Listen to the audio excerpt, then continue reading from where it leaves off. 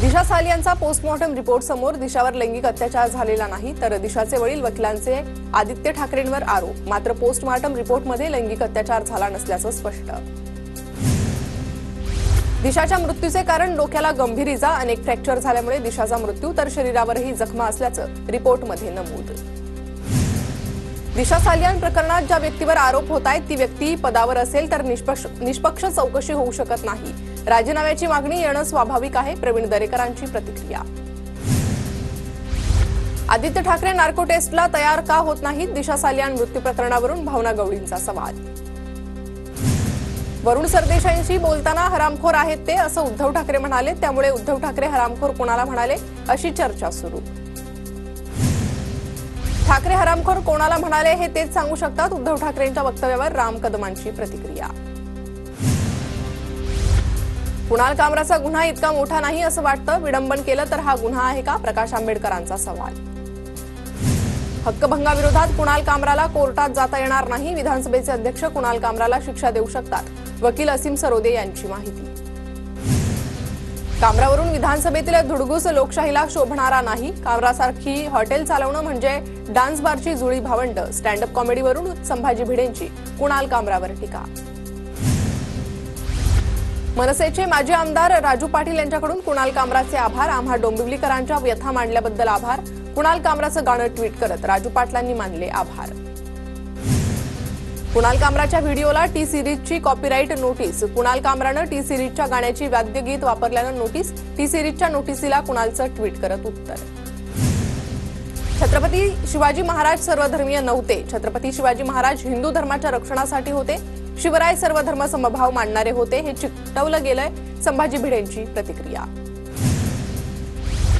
विरोधी पक्षनेत्याची निवड व्हायला हवी. मोठ्या मनानं विरोधी पक्षनेत्याची निवड करा. जयंत पाटलांसह विजय वडेट्टीवारांची मागणी. विरोधी पक्ष पूर्णपणे नापास झाला. कुणाल कामराच्या मुद्द्यात गुंतण्याची काय आवश्यकता नव्हती. भाजप नेते सुधीर मुनगंटीवारांचा विरोधकांवर निशाणा. विरोधी पक्षनेता निवड विधानसभा अध्यक्षांचा अधिकार. लोकसभेला 10% संख्या नव्हती तेव्हा तिकडेही विरोधी पक्षनेता नव्हता. अजित पवार यांची प्रतिक्रिया. पवारांच्या राष्ट्रवादीतून आमच्याकडे आमदार येतील या चर्चेला अर्थ नाही. सगळ्यांनी आहे तिथेच राहावं आणि काम करावं. अजित पवारांची प्रतिक्रिया.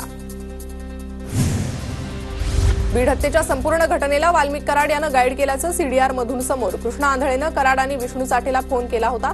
बीड हत्या प्रकरणात सरकारी वकील उज्ज्वल निकम यांचा युक्तिवाद.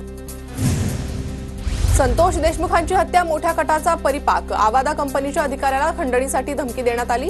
कृष्णा आंधळेचाही गुन्ह्यात सहभाग. ॲडव्होकेट उज्ज्वल निकम यांचं स्पष्टीकरण. पुढील सुनावणी 10 एप्रिलला. सुदर्शन घुलेनं आवादा कंपनीच्या सुरक्षा रक्षकाला मारहाण केली. तिरंगा हॉटेलमध्ये कराड यांच्यासह इतर आरोपींची बैठक झालेली. सरकारी वकील उज्ज्वल निकम यांचा युक्तिवाद. आम्ही कोर्टाकडे साक्षीदारांचे आणि आरोपींचे जबाब मागितले. व्हिडिओ आणि सीडीआरचीही मागणी, पण ते अजून दिले नाहीत. संतोष देशमुख हत्या प्रकरणातील आरोपींचे वकील अनंत तिडके यांची माहिती. सोमनाथ सूर्यवंशींच्या मृत्यू प्रकरणाचा अंतिम अहवाल बाकी. अंतिम अहवाल आल्यानंतरच गुन्हा दाखल होणार की नाही हे स्पष्ट होणार. रोहित पवारांनी मला गोपीचंद पडळकरांना मारून टाकायला सांगितलेलं. शरद पवार गटाचे कार्यकर्ते महादेव देवकातेंचा गंभीर आरोप. माझ्याकडे रोहित पवारांविरोधात पुरावे पुढच्या वेळेस सादर करेन. महादेव देवकातेंचे रोहित पवारांवर निशाणा. जळगावमध्ये काँग्रेसच्या बैठकीत पदाधिकाऱ्यांमध्ये वाद. काँग्रेसचे राज्य सहप्रभारी BM संदीप यांच्यासमोरच बाचाबाची. जिल्हाध्यक्ष प्रदीप पवार आणि अनिल शिंदेमध्ये वाद. अहिल्यानगरच्या राहुरीत महापुरुषांच्या पुतळ्यांचं विटंबन. संतप्त जमावानं 3 तास नगर मनमाड महामार्ग रोखून धरला. पुतळा विटंबना प्रकरणी राहुरी पोलीस ठाण्यात अज्ञाताविरोधात गुन्हा. आरोपीला 2 दिवसात अटक करण्याची मागणी. नंदुरबार जिल्ह्यातील लाडकी बहीण योजनेचा लाभ घेणाऱ्या महिलांची तपासणी होणार. नंदुरबारमधील महिलांची आर्थिक स्थिती तपासली जाणार. अंगणवाडी सेविका लाभार्थी महिलांची आर्थिक स्थिती तपासणार. राज्यभरात ठिकठिकाणी अवकाळी पावसाचा तडाखा. वादळी वाऱ्यामुळे हंगामी पिकांसह द्राक्ष आणि टरबूज बाग भुईसपाट. शेतकऱ्यांचं लाखो रुपयांचं नुकसान, तर अनेक भागात घरांचे पत्रे उडून गेल्याची ही घटना. सांगलीत सलग दुसऱ्या दिवशीही अवकाळी पावसाची हजेरी. विजांचा कडकडाट आणि वादळी वाऱ्यासह जोरदार पाऊस. वादळी वाऱ्यामुळे काही भागातील वीज पुरवठा खंडित. नंदुरबार जिल्ह्यातील 639 ग्रामपंचायतीसाठी आरक्षण जाहीर. 639 ग्रामपंचायतींपैकी 322 ग्रामपंचायतींवर महिलांचं आरक्षण. सर्वाधिक ग्रामपंचायतींवर महिला राज राहणार. अमरावतीत तापमान वाढल्यानं बाजारात टरबुजांची मागणी वाढली. टरबूजचे दर घसरल्यानं शेतकरी चिंतेत. 100 रुपयांमध्ये 7 किलो टरबूज विकण्याची वेळ. टरबूज उत्पादक शेतकऱ्यांचा खर्चही निघेना. धुळ्यामध्ये भाजीपाल्यांचे दर वाढले. 300 रुपये कॅरेटनं टोमॅटोची विक्री. चांगला भाव मिळत असल्यानं शेतकऱ्यांमध्ये समाधानाचं वातावरण. नंदुरबारच्या तळोदामधील शेतकरी पीक विमा योजनेच्या लाभापासून वंचित. डिसेंबरमध्ये अतिवृष्टीमुळे कापूस आणि सोयाबीन पिकाच्या मोठं नुकसान झालं होतं. शेतकऱ्यांना नुकसान भरपाईची प्रतीक्षा. जळगावच्या शेतकऱ्यांसाठी जिल्हा बँकेची मोठी घोषणा. 31 मार्चपूर्वी कर्जफेडीवर 0% व्याजदराचा लाभ मिळणार. बँकेचे चेअरमन संजय पवार यांची माहिती. धुळ्याच्या दोंडाईचा नगरपालिकेचा 182 कोटी 10 लाखांचा अर्थसंकल्प सादर. मुख्याधिकारी आणि प्रशासक देवेंद्र परदेशींनी अर्थसंकल्प सादर केला. पालघरमधील जलजीवन मिशन योजनेच्या निकृष्ट कामाविरोधात कष्टकरी संघटना आक्रमक. मुख्य कार्यकारी अधिकाऱ्यांच्या दालनाला आंदोलकांचा घेराव. निकृष्ट कामांविरोधात तातडीनं कारवाई करण्याची मागणी. जळगाव महापालिकेवर डॉक्टर बाबासाहेब आंबेडकर सार्वजनिक उत्सव समितीचा मोर्चा. डॉक्टर बाबासाहेब आंबेडकरांच्या पुतळ्याचं सुशोभीकरण करण्याच्या मागणीसाठी मोर्चा.